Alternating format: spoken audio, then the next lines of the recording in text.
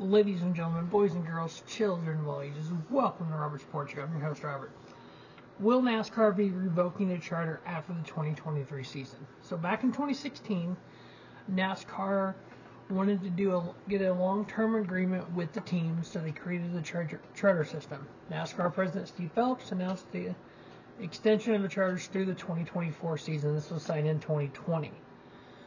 The charter agreement is delivering stability and long-term value to existing team owners while providing a clear path for ownership in the NASCAR Cup Series, Phillips said. It held the ownership structure and ensures strong competitive racing for our fans, which is the goal for the industry collectively shares. Now, back in 2016, NASCAR came up with a charter idea. What they done was the 36 was not a predetermined number, but NASCAR analyzed which teams showed a long-term commitment to the sport by attempting to qualify every week for the past 3 years. That criteria yielded 36 charters. The idea behind this was it'd be prior to 2016 if a team owner were to get out of the sport. So Bud Moore, for instance. He used to be a owner driving owning the number 15 car. When he got out of the sport, he literally had tools, cars, and parts to sell. Well, cars change, parts change, so that stuff's obsolete. So you basically get pennies on the dollar for it. So you didn't really, once you decided to get out of the sport, you really didn't have anything of value to sell. With the charters, now if you go to get out of the sport, you have something of value to sell. Barney Vesser, in the front row, he had a charter. Furniture row, he had a charter. So when he decided to get out of the sport, he was able to sell that charter and recoup some money he'd put into the business. A charter guarantees entry for every NASCAR Cup Series race, and therefore a portion of the purse is increased for a charter team. Teams may sell the charter in the open market, which we have seen. Charters may transfer to another team for a full season. Charters are also held to a minimum performance standard. If a charter team finishes in the bottom 3 of the owner standards among all 36 charters for 3 consecutive years, NASCAR has the right to remove the charter. Okay, that's what we're going to go over today. NASCAR, if you finish in the bottom 3 of owner points of the charter teams for 3 years in a row, NASCAR has the right to remove that charter. If you look at the last 5 years, if you look more particularly at the last 3 years, you have Rick Ware Racing, the number 15, finished in the bottom 3 in points in 2021 and 2022. Now, for the 2023 season, Rick Ware has flip-flopped the 51 and a 15. So that charter that was held by the 15 from 2018 through 2022, that 15 car finished in the bottom 3, 21 and 22. That charter is now on the 51, so they just flipped them between the 51 and the 15. Which, the 51 charter last year is now the 15 this year. Well, the 51 was also in the bottom 3 last year. So, by flipping them, I don't know if that actually resets that, or if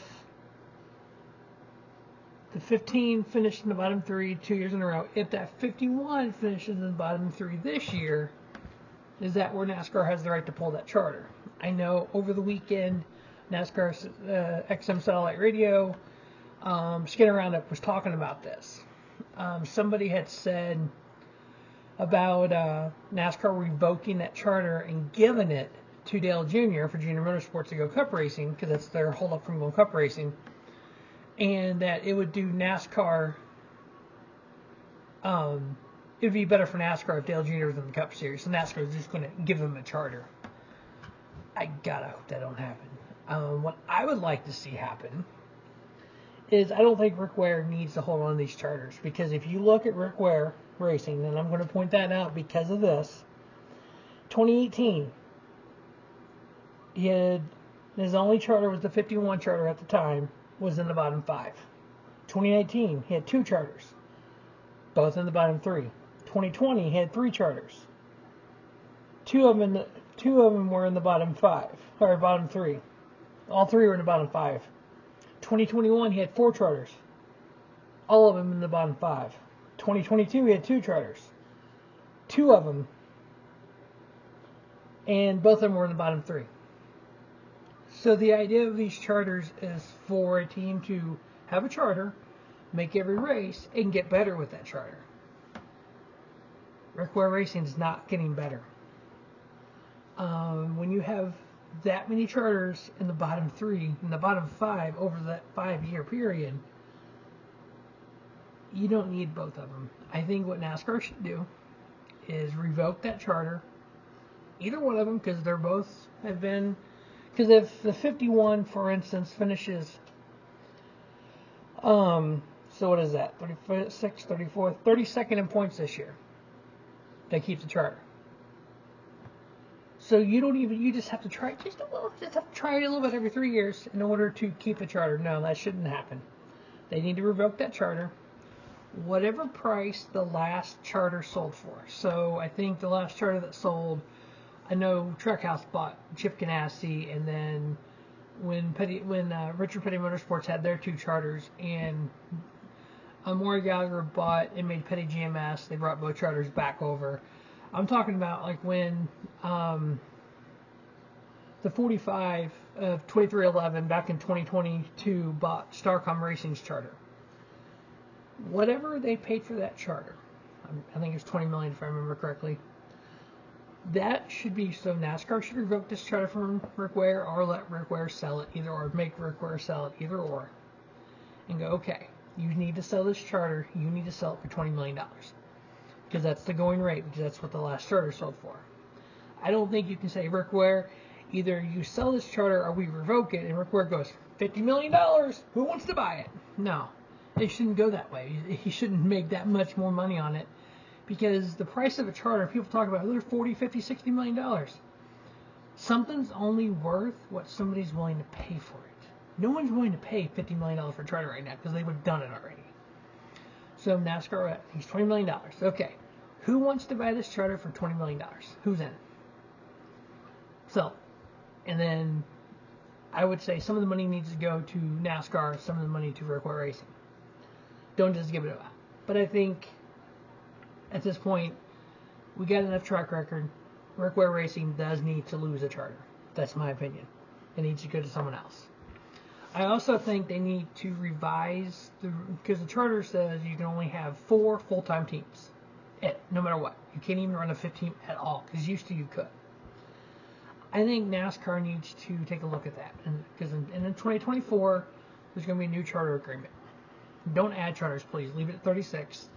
But let teams like Hendrick Motorsports, Stewart-Haas Racing, Joe Gibbs Racing, those teams that already have 4, if they want a 5th team and they can sponsor it, put a driver in it, and have a crew for it, let them. They have to qualify for every race, but let them if they want to. That way, a 5th Hendrick car would be better than not having a full field and some of the backmarker teams that we already have. But that's just my opinion. Alright, so should NASCAR revoke this charter? I say no. Make them sell it. Rick Ware Racing only needs 1 charter, if that. As always, thanks for watching Robert Sports Show. Don't just have a great day. Have a spiffy day. Robert Sports Show, your YouTube leader, sports channel content.